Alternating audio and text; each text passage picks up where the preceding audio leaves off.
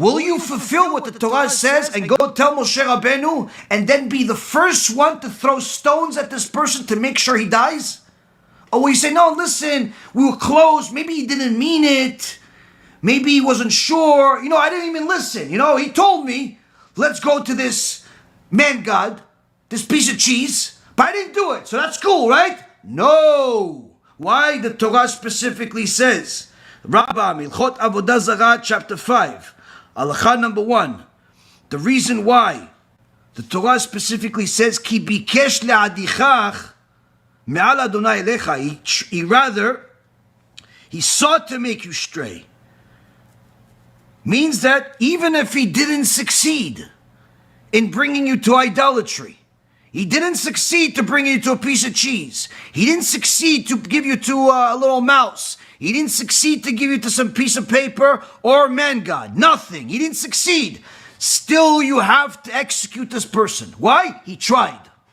The moment he tries to missionize, there is a death penalty that has his name on it. Today, we're not allowed to touch anybody. But at the time of the Torah, this is actually what every single Jew had to do. Do you believe that? Would you do that to your wife? Would you do that to your husband? Would you do it to your kids? Everybody can say theoretically yes.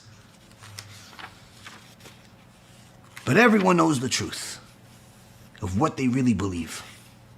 Because the moment a person says, maybe it doesn't mean that, you just deny the Torah. Why? Because that's what the halacha is. That's what the law is. That is what the Torah actually says. The same concept, Rabotai Yekarim, is said here, where HaKadosh Baruch Hu says that he sought to make you stray from the fear of God. Onkelos says, doesn't have to necessarily try to pitch you to go to idol worship, to go be one of these Christians that calls themselves a Jew, Jews for Jesus, or to be a Muslim, or to be a... No. Even if he's a rabbi, and he tells you to believe in him, he tells you to believe that there is no reward and punishment. Today, because of how long the Golus has gone on, there isn't a Jew in the world who deserves punishment, no matter what he does. He tells you to do anything that lowers fear of heaven. Stray from the fear of Hashem. This is the same thing as taking you to idol worship. Someone, as Onkelos clarifies here, and the Rambam clarifies, and the Gemara clarifies in Hilchot Avodah Zara,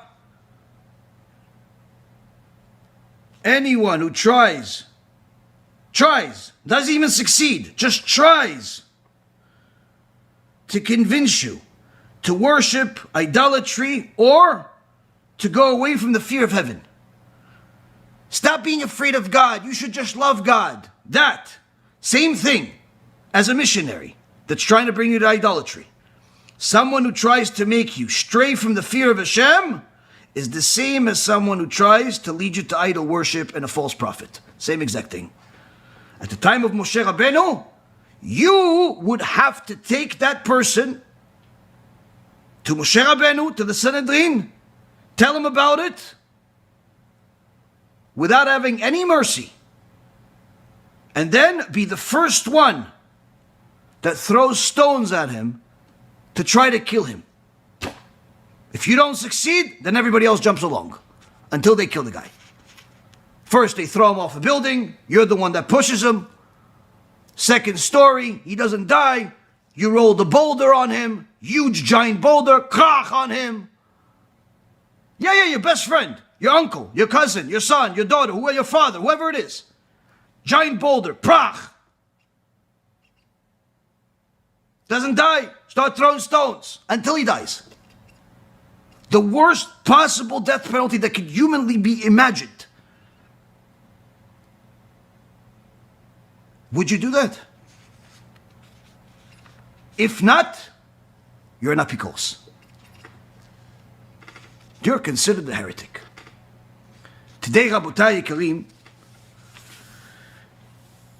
many people think that they're more merciful than God. And they want to do things that God said is forbidden. For the sake of peace, that God said is forbidden. For the sake of unity, that God said is forbidden. For the sake of all types of ideologies that are against the Torah, when God said is forbidden. And when you tell them the Torah says the opposite, they're saying, oh, it's because of you that there's anti-Semitism. Opposite. History shows, whether you look at recent history like the Holocaust or before, Jewish hatred, anti-Semitism, was not due to religiosity, but quite the opposite.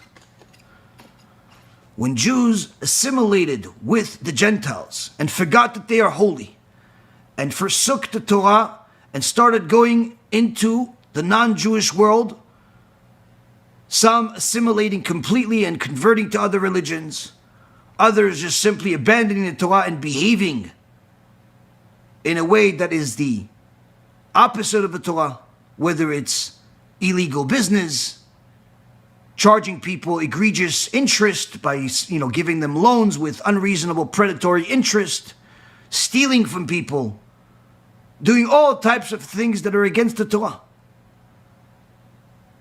These are the things that caused anti-Semitism.